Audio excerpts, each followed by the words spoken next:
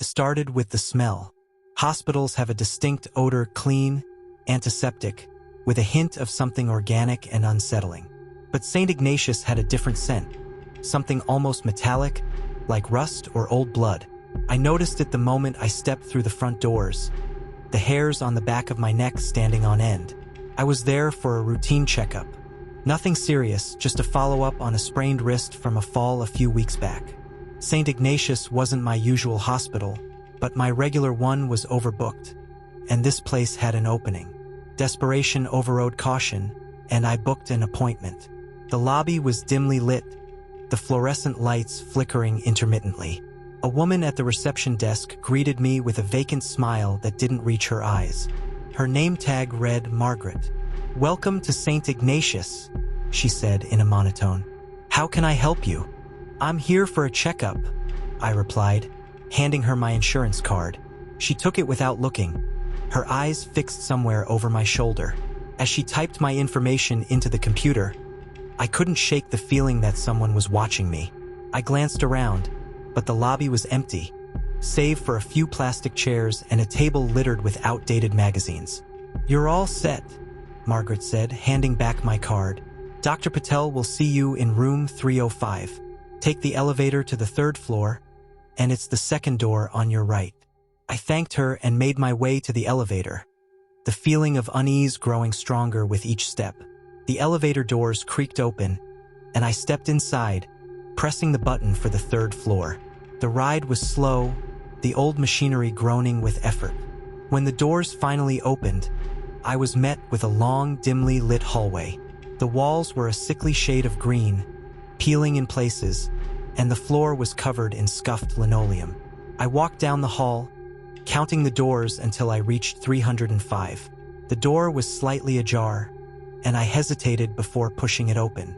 The room was empty, save for an examination table and a few medical instruments. I took a seat on the table, the paper crinkling beneath me. Minutes ticked by, each one stretching longer than the last. Just as I was about to leave and find someone, the door swung open, and Dr. Patel walked in. He was a tall, thin man with a sharp nose and dark, piercing eyes.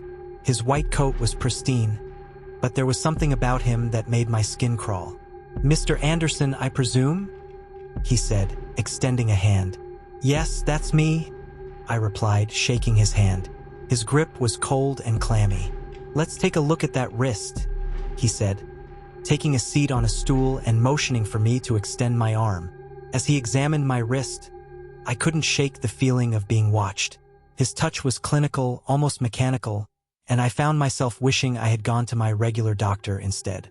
"Everything seems to be healing well," he said finally, releasing my wrist. "Just continue to take it easy and avoid any heavy lifting." "Thank you, doctor," I said, eager to leave. As I made my way back to the elevator, I noticed something strange. The hallway seemed longer than before, stretching into the distance. The lights flickered more frequently, casting eerie shadows on the walls.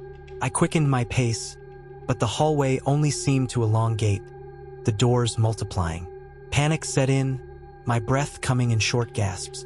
I turned around, hoping to retrace my steps, but the hallway behind me was identical, an endless expanse of green and flickering lights. My heart pounded in my chest as I tried door after door, each one leading to an empty room. The walls seemed to close in on me, the air growing thick and oppressive. Just as I was about to scream for help, I heard a faint whisper. "Help me!" I froze, straining to hear the voice. It was faint, almost imperceptible, but it was there, coming from somewhere down the hall. Gathering my courage, I followed the sound, my footsteps echoing in the empty corridor. The whisper grew louder, more urgent, leading me to a door at the very end of the hall. Unlike the others, this door was old and wooden, with peeling paint and a tarnished brass handle. I hesitated, my hand hovering over the handle, before finally pushing it open. The room beyond was dark, the air thick with dust. I stepped inside, my eyes adjusting to the dim light. In the corner of the room, I saw a figure huddled on the floor, their back to me. "Hello," I called out, my voice trembling. The figure didn't respond, but the whispering continued, louder now. I took a step closer, my heart pounding in my chest. "Are you okay?" I asked, reaching out a hand. The figure slowly turned to face me, and I stumbled back in horror. It was a woman, her face pale and gaunt, her eyes hollow and empty. Her lips moved, but the whispering seemed to come from all around me, filling the room. "Help me," she said again, her voice a rasping whisper. I backed away, my mind reeling. This couldn't be real. I had to be dreaming, but the terror in my chest was all too real, and I turned and fled the room, slamming the door behind me. I ran down the hallway, the walls seeming to close in on me, the flickering lights casting distorted shadows. I didn't stop until I reached the elevator, slamming the button for the ground floor. The doors creaked open, and I stumbled inside, my breath coming in ragged gasps. When the doors finally opened onto the lobby, I bolted for the exit, not stopping until I was outside, the cool night air filling my lungs. I looked back at the hospital, its dark silhouette looming against the sky, and shuddered. As I drove home that night, the whispers echoed in my mind, a haunting refrain I couldn't escape. I couldn't shake the feeling of being followed, even after locking myself in my apartment. Every creak of the floorboards, every flicker of the lights made my heart race. The next few days were a blur. I tried to go about my routine, but the memory of Saint Ignatius lingered like a dark cloud. I barely slept, the woman's hollow eyes and desperate whispers invading my dreams. Desperate for answers, I started researching Saint Ignatius. What I found only deepened my dread. The hospital had a dark history, riddled with rumors of malpractice and unexplained deaths. It had been shut down for a time in the 1980s after a series of scandals involving patient mistreatment and disappearances. Yet, it had reopened under new management, promising a fresh start. Despite the reassurances, there were stories, whispers among the community of strange occurrences. People spoke of shadows that moved on their own, of patients who went in and never came out. But it was all hearsay, urban legends that no one took seriously. One evening, my curiosity got the better of me. I decided to go back to find out what had really happened. Armed with a flashlight and my phone, I drove back to Saint Ignatius, arriving just as the sun was setting. The building loomed before me, its windows dark and foreboding. I parked a little way down the road and walked the rest of the way, my footsteps echoing in the quiet. The front doors were locked, but I found a side entrance that had been left slightly ajar. As I slipped inside, the metallic scent hit me again, stronger this time. I took a deep breath and turned on my flashlight, the beam cutting through the darkness. The lobby was just as I remembered, dimly lit and eerily quiet. I made my way to the elevator, half expecting it to creak open on its own. But the doors remained closed, and I took the stairs instead, my heart pounding with each step. On the third floor, the hallway stretched before me, long and shadowy. I walked slowly, counting the doors until I reached room 305.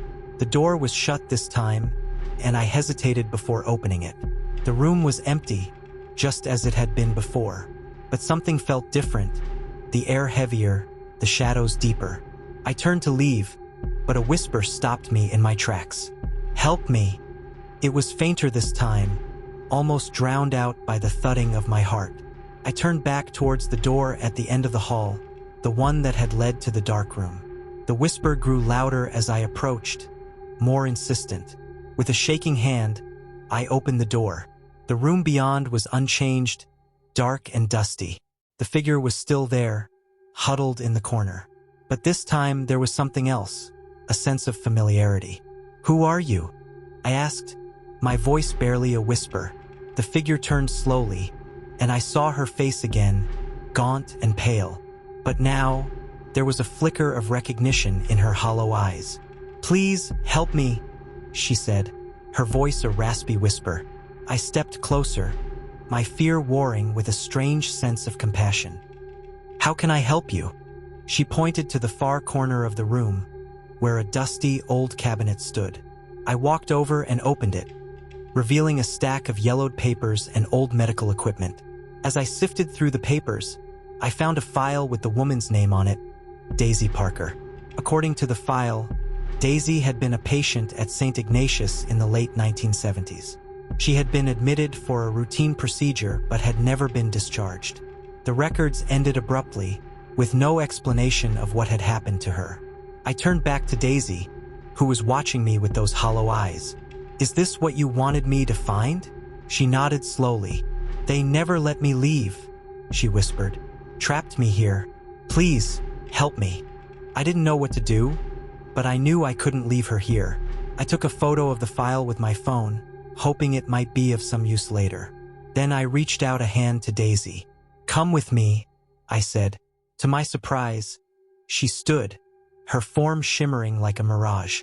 As she stepped towards me, I felt a cold breeze, and the room seemed to brighten slightly. We walked down the hallway together, the oppressive atmosphere lifting with each step. When we reached the elevator, the doors opened silently, and we stepped inside. The ride down was smooth, and when the doors opened onto the lobby, it was brighter, more welcoming. Daisy turned to me, a faint smile on her lips. "Thank you," she whispered. Before I could respond, she faded away, a whisper on the wind. I stood there for a moment, staring at the spot where she had been. Then, with a deep breath, I walked out of Saint Ignatius, the weight lifting from my shoulders. I never went back to that hospital, but I made sure Daisy's story was heard. I sent the photo and a summary of my experience to a local journalist, who uncovered more about the hospital's dark past. It led to a full investigation, and Saint Ignatius was shut down for good.